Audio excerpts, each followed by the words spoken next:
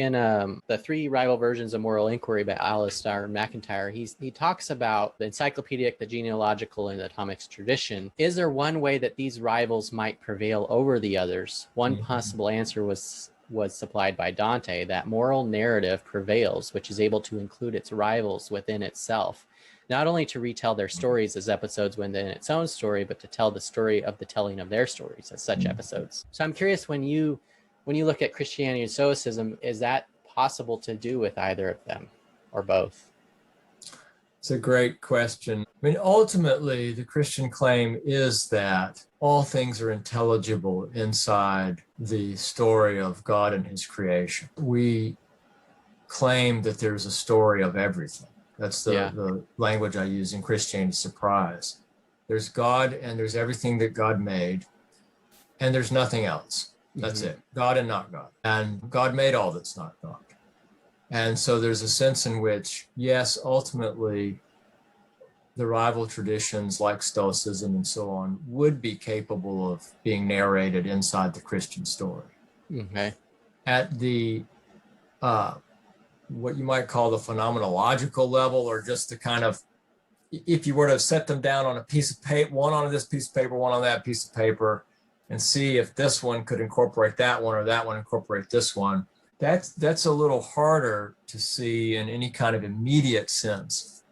The place where I think that Christianity, now I'm a Christian, so of course I think this, but that's the point about reasoning in general, is that I couldn't reason otherwise, nor do other people reason outside the traditions within which they reason. So it's just the way rationality works. But anyway, I mentioned earlier this account of the self and of the human being that's so deep in Stoicism.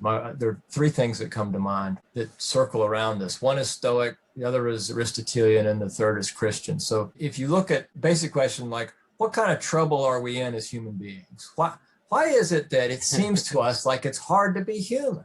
Yeah. You know, it's not hard for a dog to be a dog. It's just a dog. And there's no rational capacity. So it doesn't think, I wonder if it's hard to be a dog. It just is a dog. But then it's not rational capacity that makes it hard to be human by itself. You could imagine forms of existence in which it would be rationally easy to be a human. Yeah. Or, for example, in Christianity, angels that are unfallen. They're sentient, but they're not sinful. And it's not hard to be an angel who's unfallen. You just are that. So why is it that it's so difficult for us? And why do we make messes of ourselves and wreck relationships and cause wars and, you know, all this stuff?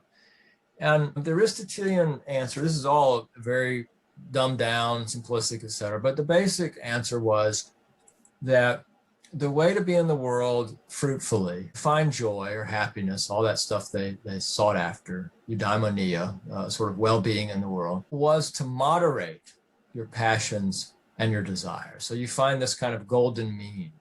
You don't love too much, or you might get hurt too much, or you might get out of control too much. But it's okay to love some. Yeah. The Stoics come along and say, no, that's a vast underestimation of the power of the passions and of the power of your desires.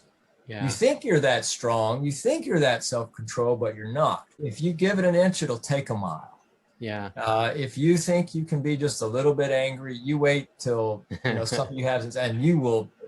And they came along and said, actually, the problem with the self is deeper than you Aristotelians think. Yeah. It's not simply reformable by finding a kind of balance. You've got to amputate. Yeah.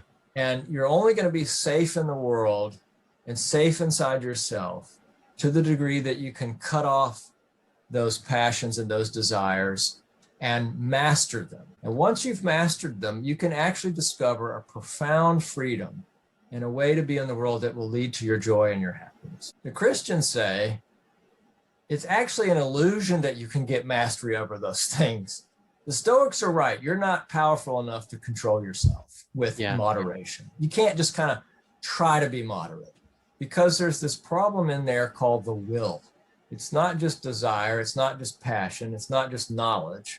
There's a fundamentally screwed up thing in there that you can't untwist by means of your best self-control. What you actually need is to be set free by an external power, something that can set you free, that can change your allegiance for you, Yeah. and then get you going in a way that you can then become what it is to be in the world and be joyful. But it's That- also a frightening revelation to recognize that my redemption is outside myself and the reliance of which I am for that. Yeah. Right? Yeah. Yeah, absolutely. So in that way, I do think the Christians give an account of the human levels of the self and the problems we see that does include the Stoic insight into the power Yeah. of the pack.